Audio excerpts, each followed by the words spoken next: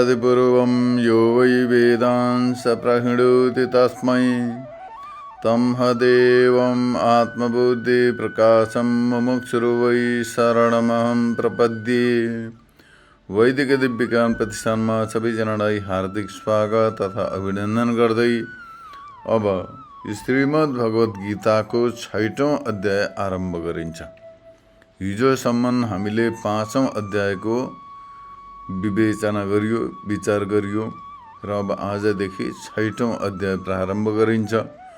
यो अध्यायमा कस्ता विषयको प्रतिपादन गरिन्छ भन्ने सम्बन्धमा ग्रन्थकार भन्नुहुन्छ, पूर्वं पञ्चमो अध्यायन्ते स्पर्शान् कृत्वा बहिर्बाह्यान् इत्यादि श्लोकत्रयेण, अर्थात् पहिले 5औं अध्यायको अन्तिममा बाहिरका विषयलाई हटाएर इत्यर्थक वचन तथा स्पर्शान् कृत्वा बहिर्बाह्यम् अर्थात् सबै बाहिरका स्पर्श जति पनि विषयहरू छन् तिनीहरूलाई हटाएर भनेर 3टा श्लोकबाट जो व्याख्या गरिएको थियो र जसमा आत्मविद यतिको श्रवण आदिबाट जन्य ज्ञानमा अप्रतिबद्धताको सिद्धिका लागि अवश्य कर्तव्य ध्यान योगको सूचन गरेर अब त्यसै ध्यान योगको बहिरङ्ग एवं अन्तरङ्ग साधनका सम्बन्धमा यहाँ विवेचना गरिन्छ।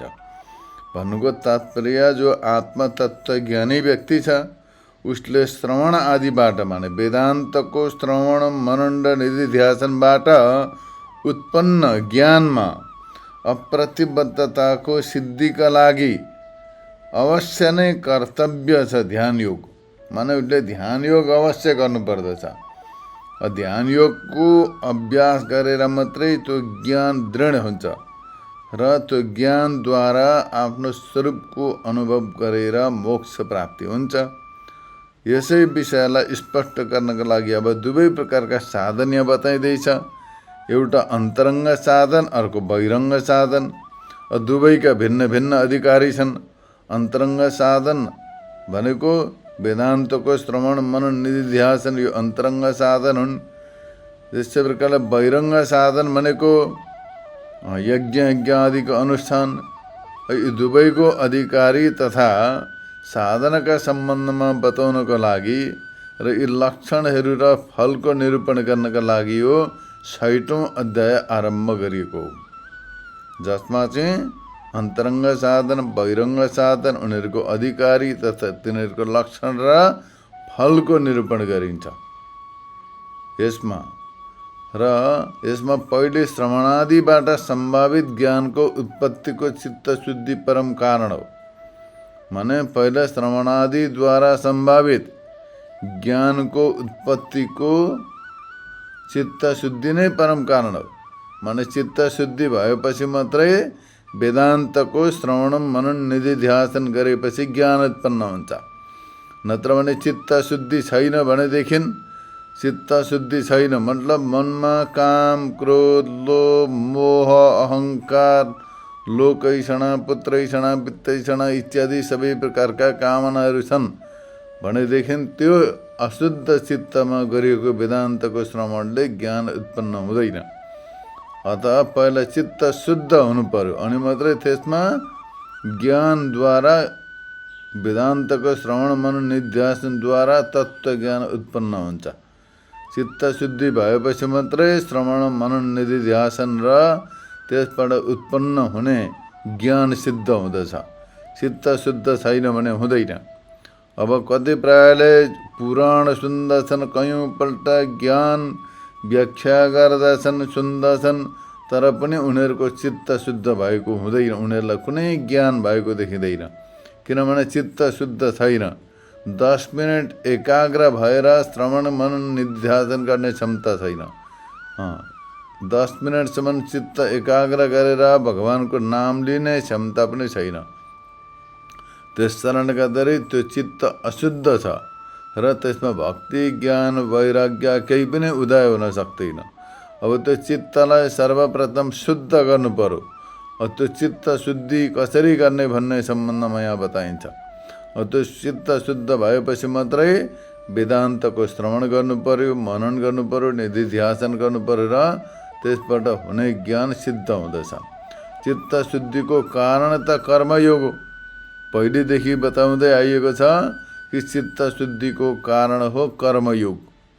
किनभने दिनको श्रवण आदि र त्यसबाट उत्पन्न हुने ज्ञानको यम आदिको समान बलवत्तर बहिरङ्ग साधन हो चित्त शुद्धि। कर्मयोगलाई बहिरङ्ग साधन मानिन्छ। बहिरङ्ग साधन माने बाहिर द्रव्यद्वारा सम्पादित गरिने जो साधन छ बहिरङ्ग साधन, त्यस शरण गरेर त्यो बहिरङ्ग साधनको अनुष्ठानद्वारा चित्त शुद्ध हुन्छ। अत्यन्त बलवान छ त्यो प्राप्त भएपछि चित्त शुद्ध हुन्छ र त्यो चित्त शुद्धिबाट कार्यसहित श्रवणादि सिद्ध हुँदछन्। चित्त शुद्ध भएपछि ज्ञानसहित श्रवणादि पनि सिद्ध हुँदछन्। भने जब चित्त शुद्ध हुन्छ तत्पश्चात वेदान्तको श्रवण मनन निध्यासन गरेपछि ज्ञान सिद्ध हुन्छ। अब चित्त शुद्ध भएपछि कर्म गरेर चित्त शुद्ध भएपछि म वेदान्तको श्रवण मनन निध्यासन गर्छु भनेर पर्खेर बस्यो भने चाहिँ हुँदैन। फेरि वेदान्तको श्रवण गर्न लागेपछि बिस्तारै बिस्तारै गरेर चित्त पनि सिद्ध हुँदै जान्छ। चित्त शुद्धिको लागि कर्मयोगलाई साधन मानिन्छ, तर वेदान्तको श्रवण गरेर पनि बुझ्न लाग्यो, अनुभव गर्न लाग्यो, अभ्यास गर्न लाग्यो भने चित्त शुद्ध हुन लाग्दछ। चित्त शुद्धि र त्यसबाट चित्त शुद्धि भएपछि कार्यसहित श्रवण आदि सिद्ध हुँदछन्। यसकारण मुमुक्षु व्यक्तिले वैदिक कर्मको नियमपूर्वक, श्रद्धापूर्वक र ईश्वर भक्तिद्वारा अनुष्ठान गर्नुपर्दछ। त्यसैलाई कर्मयोग भनिन्छ। वैदिक कर्मको अनुष्ठान गर्नु पर्यो नियमपूर्वक, श्रद्धापूर्वक र ईश्वर भक्तिपूर्वक। यसरी 3 प्रकारका गुणहरू हुनुपर्दछ। नियम पनि हुनु पर्यो, जो विधि विधान छ नियमहरू छन् त्यो नियमपूर्वक वैदिक कर्मको अनुष्ठान गर्नु पर्यो। श्रद्धापूर्वक गर्नु पर्यो, श्रद्धा भनेको विश्वास। त्यस्तै प्रकारले ईश्वर भक्तिपूर्वक गर्नु पर्यो, ईश्वर भक्तिको साथमा गर्नु पर्यो, अनुष्ठान गर्नुपर्दछ। यस्तो प्रकारले सूचन गर्नका लागि कर्मयोग र त्यसो कर्मयोगको स्तुति गर्नका लागि यहाँ भगवानले बताउँदै भन्नुहुन्छ, अनाश्रित कर्मफलम कार्यम कर्म करोति यः स सन्न्यासी च योगी च न निराग्निर्न चाक्रियः। अर्थात् कर्मफलको अपेक्षा नगरेर अवश्य कर्तव्य कर्मको जसले अनुष्ठान गर्दछ उसैलाई सन्यासी र उसैलाई योगी मानिन्छ। केवल कर्महरूलाई छोड्ने एवं क्रियारहित पुरुषलाई सन्यासी र योगी मानिँदैन, ऊ योगी हुन सक्दैन। जसले कर्तव्य कर्म छ, कर्मफलको अपेक्षा नगरेर कर्तव्य कर्मको चाहिँ पालन गर्दछ, अनुष्ठान गर्दछ भने उसैलाई सन्यासी र उसैलाई योगी पनि मानिन्छ। कर्मफलको अपेक्षा नगरिकन कर्म गर्नेवाला। तर कर्मलाई त परित्याग गर्यो, तर क्रियारहित पनि भयो, तर अब फलको आशा मनमा रहिरह्यो भने त्यसलाई योगी सन्यासी मानिँदैन। यस्तै प्रकारले यहाँ भावार्थ बताइयो। अब यसलाई व्याख्याद्वारा स्पष्ट रूपले बुझिन्छ। वेद र वेदाङ्गहरूलाई पढेर र उनको अर्थलाई पनि जानेर जुन मुमुक्षुले ब्राह्मण स्वयं कर्मफलको अभिलाषा गरेर कर्म गर्दछ। माने कर्म धेरै प्रकारका हुन्छन्। सकाम कर्म, निष्काम कर्म, मूल रूपले 2टा हुन्छन्। अब ती 2 मध्ये पनि अरू पनि प्रायश्चित्त कर्महरू छन्। त्यस्तै प्रकारले नित्य कर्म, नैमित्तिक कर्म, यी सबै वैदिक कर्महरू हुन्। र जसले सर्वप्रथम वेद वेदान्तको अध्ययन गरे, वेद वेदाङ्गको, वेद भए वेदका 6वटा अङ्गहरू पनि छन्। ज्योतिष शास्त्र, व्याकरण, छन्द, निरुक्त यिनीहरू सबै छन्। र यस्तो प्रकारले वेद र वेदाङ्गहरूलाई पढ्यो र पढेर त्यो अर्थलाई पनि जान्यो र जानेपछि त्यो मुमुक्षु व्यक्तिले स्वयं कर्मफलको आश्रय नलिकन केवल ईश्वर भक्तिपूर्वक कर्म गर्दछन् भने उनको अन्तःकरण शुद्ध हुन्छ। तर अब जसले कर्मको फलको आश्रय लिएर कर्म गर्दछन्, मानव वेदमा बताइएको छ स्वर्गको कामनायुक्त चयन गर्नु भने स्वर्गको इच्छा भएका व्यक्तिले कर्म गर्दछ, अग्निको चयन गर्दछ। त्यसै प्रकारले पशुको कामनावाला माने पशुको इच्छा भएका व्यक्तिले पनि पशु शब्द गर्दा धन सम्पत्ति हो। पशु शब्दले यहाँ धन सम्पत्तिलाई बुझ्नु पर्दछ। त्यति बेला पशुधन बेसी पाल्दथे, त्यस कारणले गर्दा पशु शब्दको उल्लेख गरिएको हो। तर अब त्यो पशु त पाल्दैनन्, अहिले त धन सम्पत्तिका अन्य स्रोतहरू छन् र धन सम्पत्ति कमाउँदछ। धन सम्पत्तिको अभिलाषाले पनि कर्म गर्दछन्। त्यसै प्रकारले कसैले पुत्र प्राप्तिको लागि कर्म गर्दछन्। पुत्रको दर्शन गरेपछि नरकबाट मुक्त हुन्छ भन्ने कुरो अवधारणा छ। इत्यादि श्रुति वाक्यहरूबाट तत्तस्थलमा प्रतिपादित स्वर्ग, पशु र पुत्र प्राप्ति रूप कर्महरूको फलको प्रतिपादन गरेको छ। तर अब यी फलको आश्रय लिएर कर्म गर्यो भनेदेखि त्यो फल प्राप्त हुन्छ उसलाई। फल प्राप्त भएपछि फेरि त्यो बन्धनमा पर्दछ।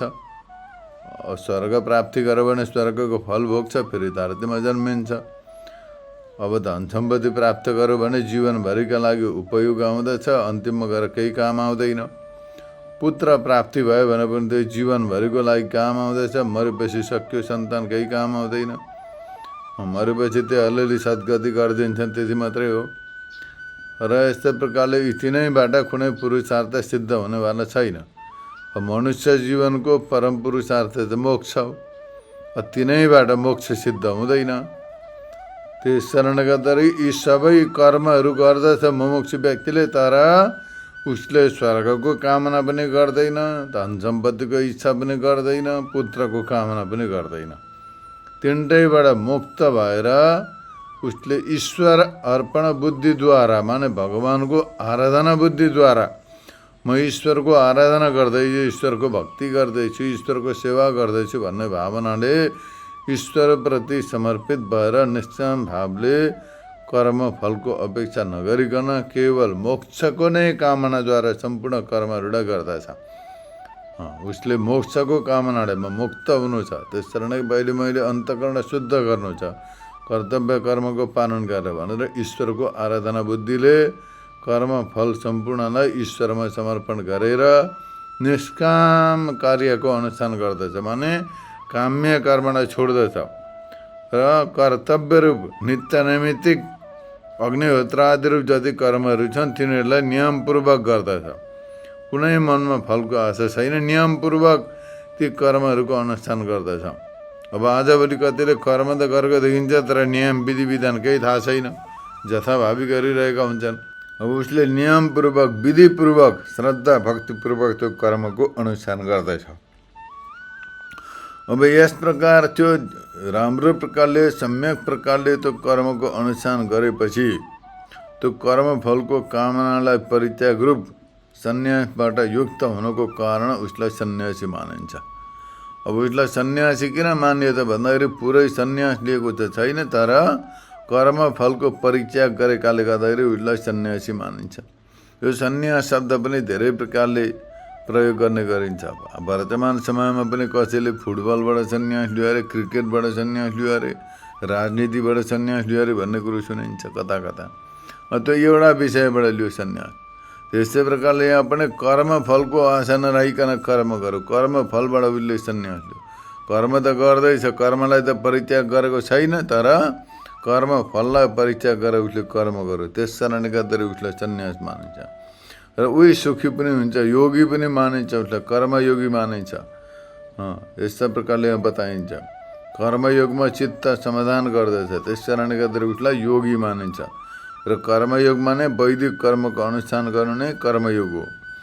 र यस्तो प्रकारले बताउँदै भन्नुहुन्छ ननिरग्ने न चाक्रिया, अर्थात् यहाँनिर एउटा पदको अध्याहार गर्नुपर्दछ। यसमा ननिरग्ने माने जसले अग्निलाई परित्याग गरेका छन् नि, सन्यासीहरूले अग्निलाई परित्याग गर्दछन्। सन्यास धारण गर्दा, सन्यास ग्रहण गर्दाखेरि अग्निलाई परित्याग गरिन्छ।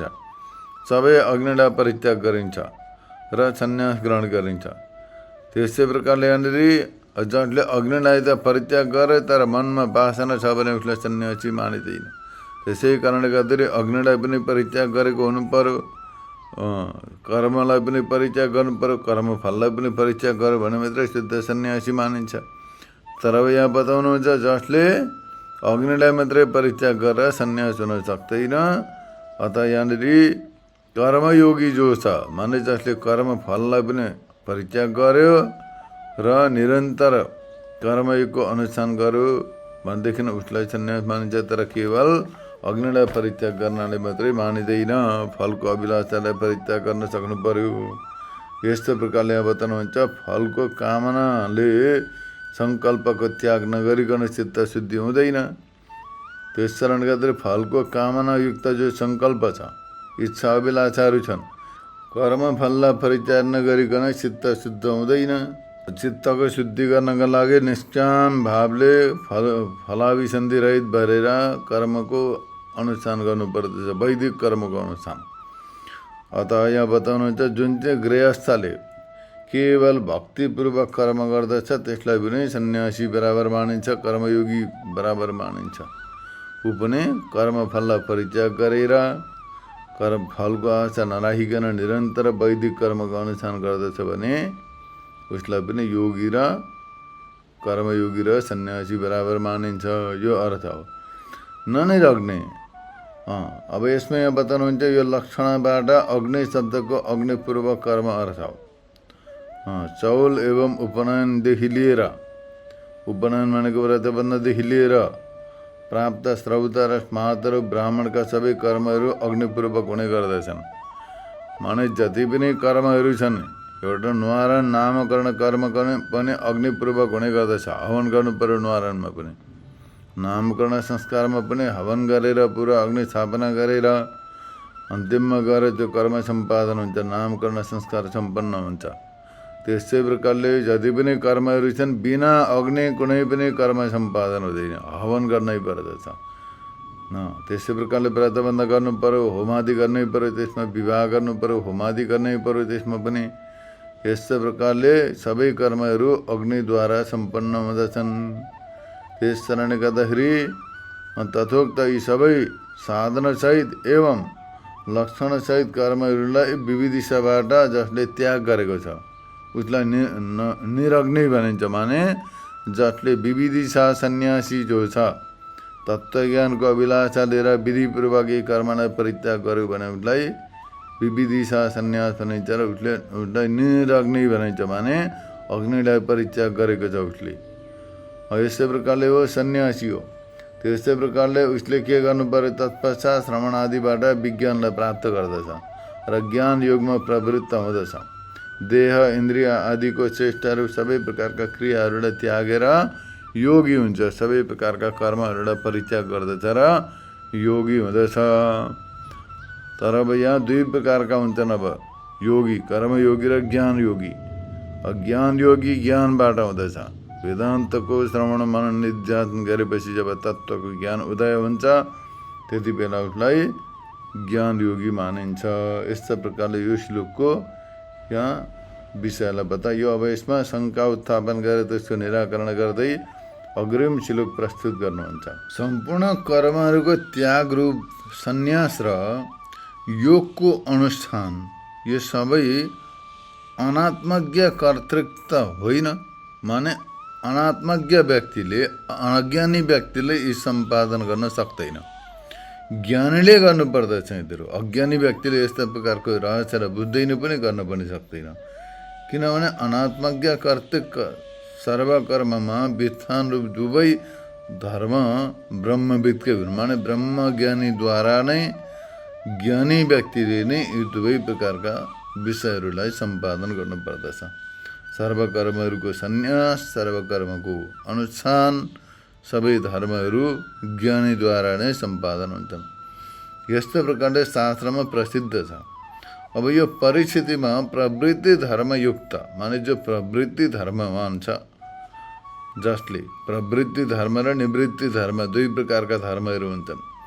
प्रवृत्ति धर्म भनेको गृहस्थद्वारा फेरि वानप्रस्थ सन्यास हुँदै धर्म कर्मको अनुष्ठान गर्ने इत्यादि जो प्रवृत्ति धर्म छ, प्रवृत्ति मार्ग छ।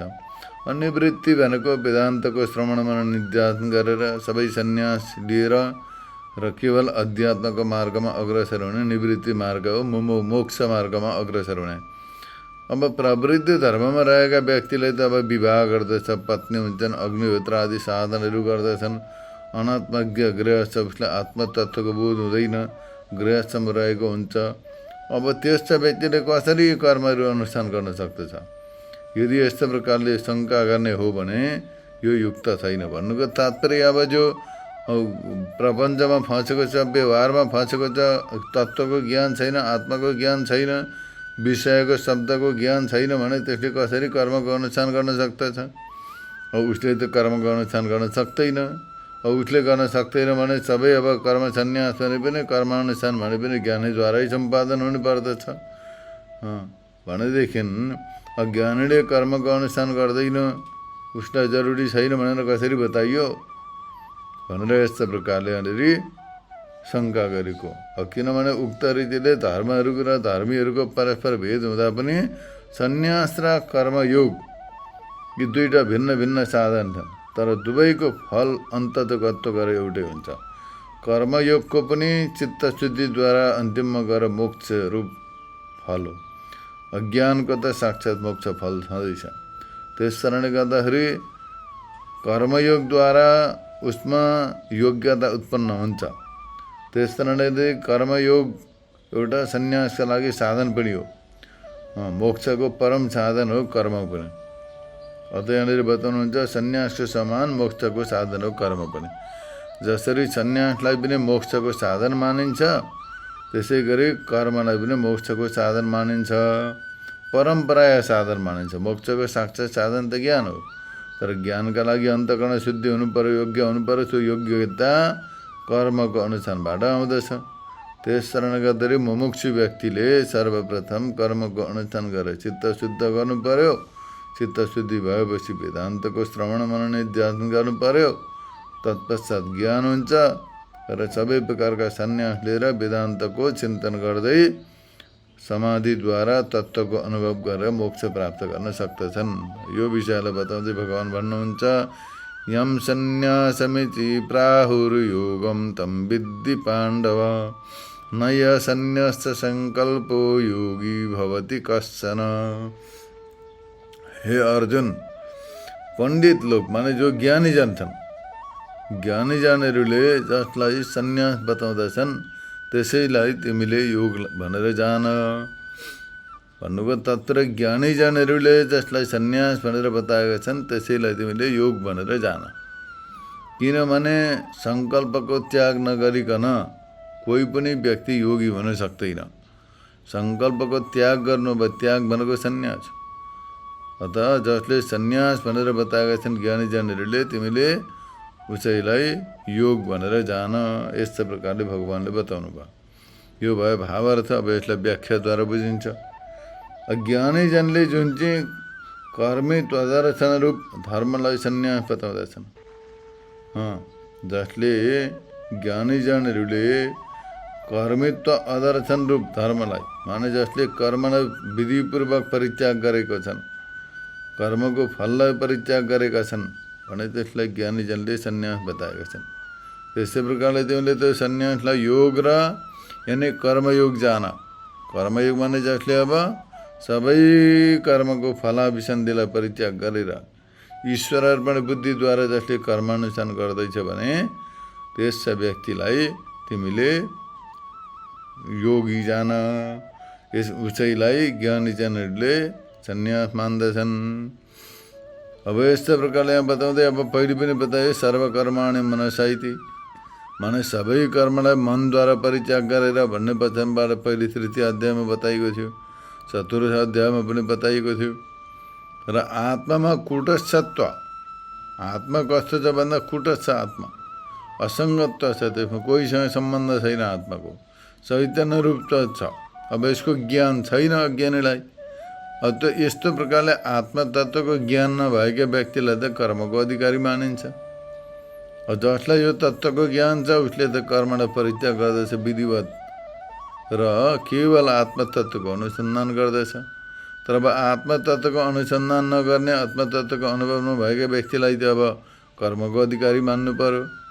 त्यस कारणले गर्दाखेरि अनात्मज्ञद्वारा गरिएको कर्म, जो कर्म छ त्यसलाई कर्महरूको अभाव देख्नु सन्यास हो।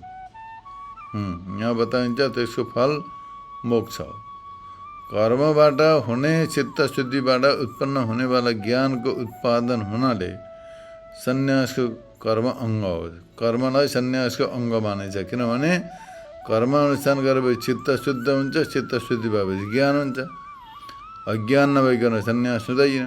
त्यस कारणले गर्दाखेरि कर्मलाई पनि चित्त शुद्धिको साधन हुनाले सन्यासको अङ्ग मानिन्छ।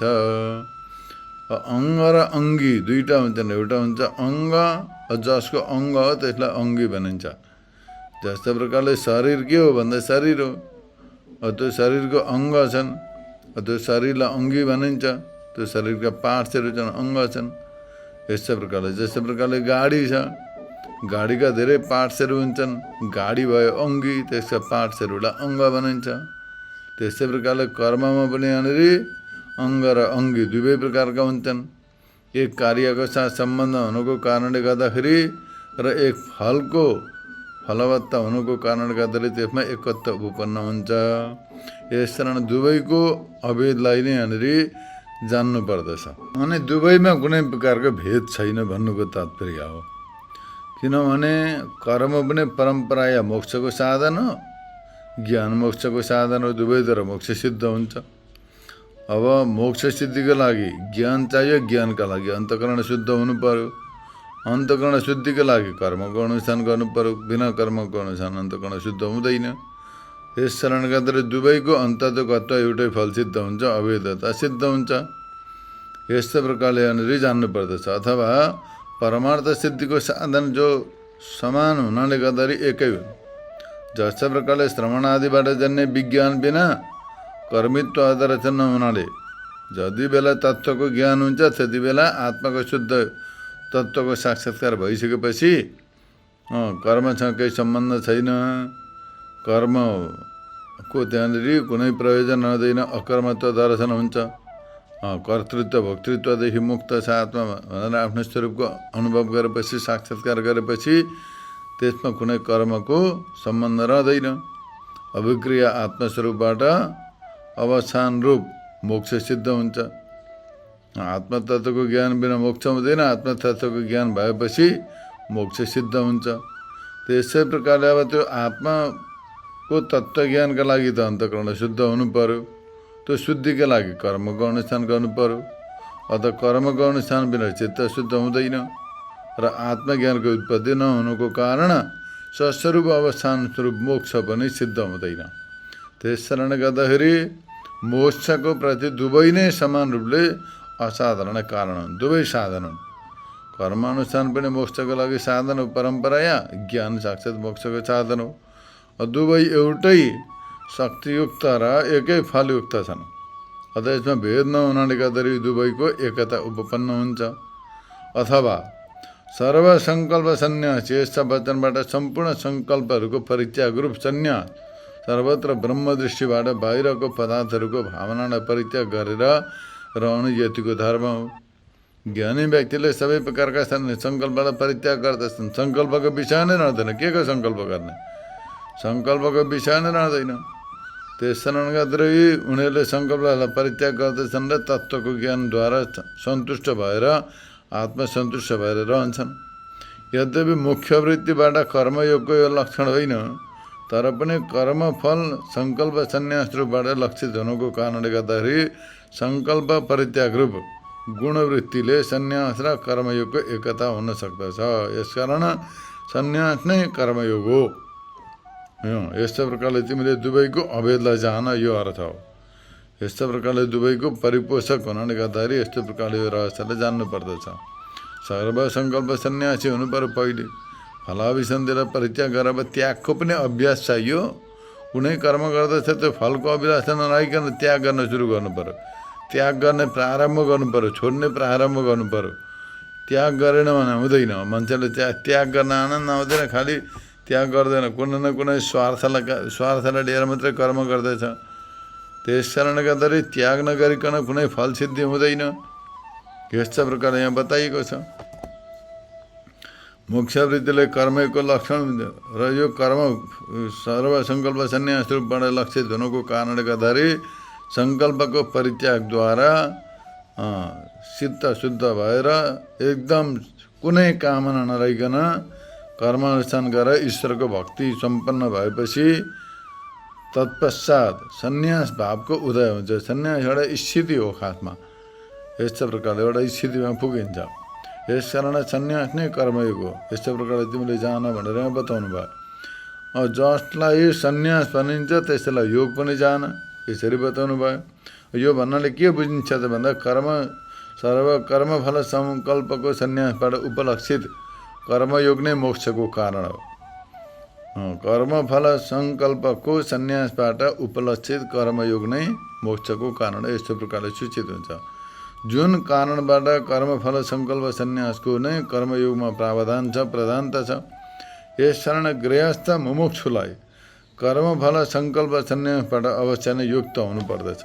नुको तात्पर्य के हो भने जो गृहस्थ छन्, मुमुक्षु छन्, गृहस्थमा रहेर मोक्षको अभिलाषा राखेका छन् भने उनीहरूले सर्व सङ्कल्प सन्यास रूप सबै प्रकारका सङ्कल्पलाई परित्याग गरेर फलको आशा परित्याग गरेर कर्म गर्नु पर्यो। गृहस्थले कर्म गर्नै पर्ने हुन्छ। अतः त्यो सबै प्रकारका फलको अभिलाषालाई परित्याग गरेर कर्मलाई सम्पादन गर्नुपर्दछ। यस्तो प्रकारले यहाँनिर बताइएको। यो बोधनको लागि, यो जनाउनका लागि यहाँ भन्नुहुन्छ असन्यास सङ्कल्प सन्यास चाहिँ एकमात्र मोक्षको कामनाबाट बिल्कुल त्याग दिए। माने जसले सबै प्रकारका सङ्कल्पहरूलाई परित्याग गरेको छ, सबै प्रकारका सङ्कल्प, केवल मोक्षको अभिलाषा छ, अरू सबै सङ्कल्पलाई परित्याग गर, सबै प्रकारका कामनालाई छोड, सबै विचारलाई परित्याग गर।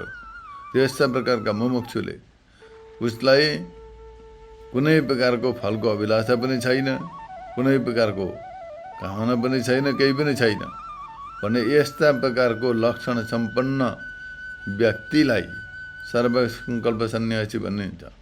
तर अब यस्तो छैन भने असन्यास सङ्कल्प हो। यानि कर्मको पहिले र पछाडि कालमा कर्मफलको नै सङ्कल्प गर्दै उसले कर्म गर्दछ।